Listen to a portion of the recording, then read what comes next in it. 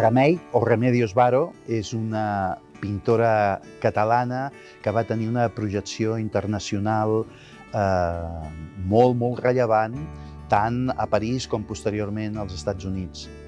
Però la seva font, els seus orígens estan en la influència que ella rep del surrealisme a Catalunya, o del surrealisme que arribava a Catalunya, entre ells Miró i Dalí, però també molts altres autors.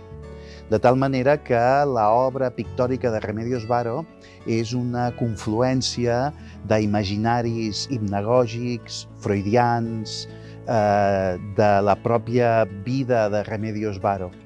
Una dona artista d'una importància cabdal que internacionalment jo diria que encara no està prou ben valorada.